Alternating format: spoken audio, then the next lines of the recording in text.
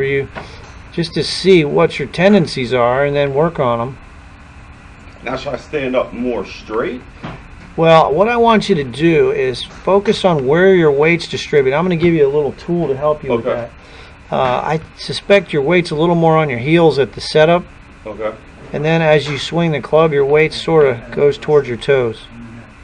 So on the setup, should I kind of shift it forward? Yeah, you see your pelvis, you see the box I drew? Yep.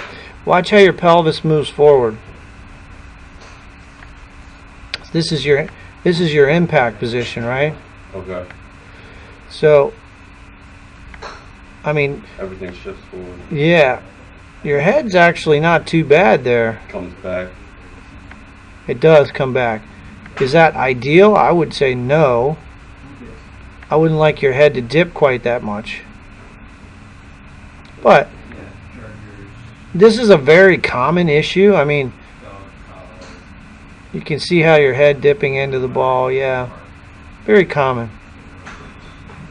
It's really not that bad though, Scott, to be honest with you, in terms of the severity of the fault, swing fault. Mm-hmm. I mean, you're not moving a ton. You are moving some. Why is it like you don't, I guess because the club's longer, you don't chicken wing ever really on a driver? Because I guess what, the club's longer? Well, your arms should always stay straight. Okay. I mean, I'll show you a video. If you watch some of these videos of the tour players, you'll see what I'm talking about.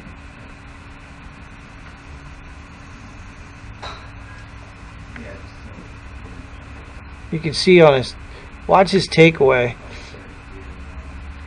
See how his arms stay pretty straight? Yep. And the shaft is at what we call 11 o'clock position. Right there.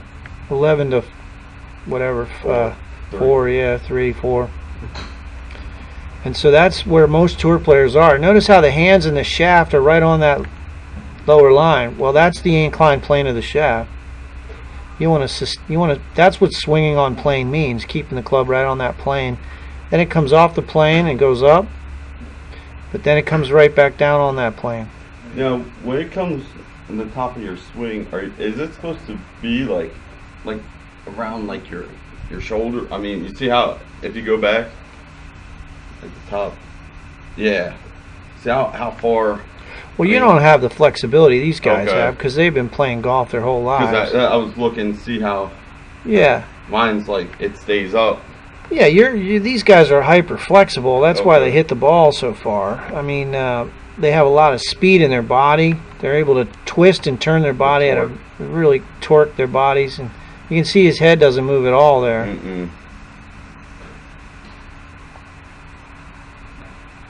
But they're very hyper flexible, you know. I mean, is that where like the power comes from with the speed? The sequencing of the hips going first. Watch how he see the hips go first. Yep, and the knees. That creates this stretch. When one segment moves first, it stretches all the other ones. So that's pulling it with the force. Okay. Yep. The rotational force of the lower body pulls the upper body around.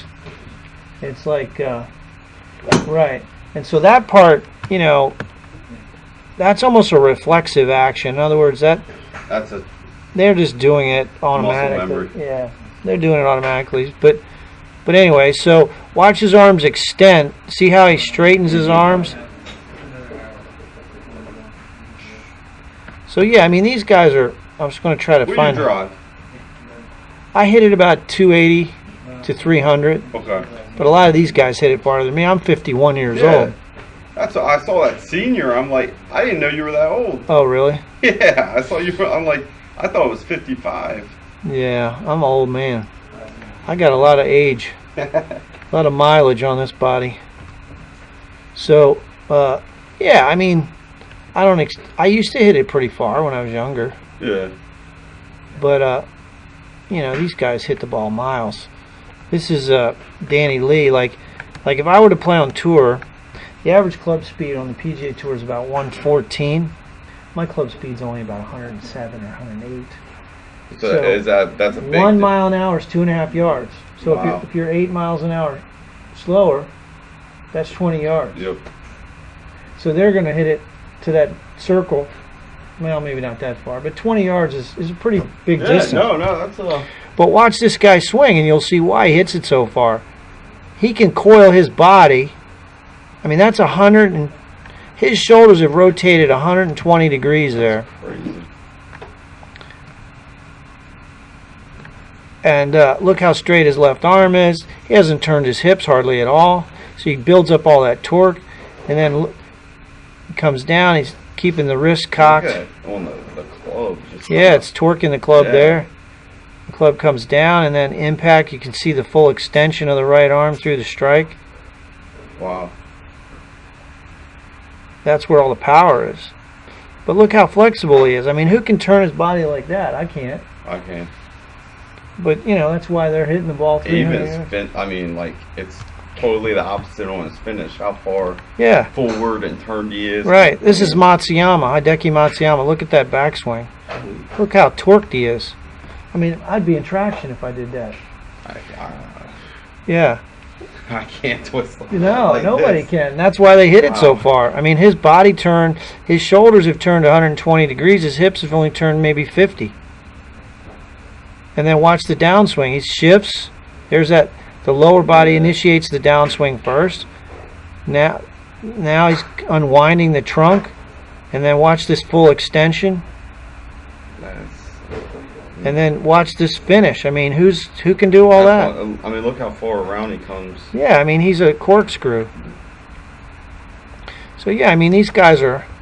Look, they're world-class athletes. They're not just guys sitting on the couch having beers every weekend. And These going guys out are hitting the ball. yeah, I mean, they're going to the gym every day. They got a trainer. They got I mean, these guys are world-class athletes.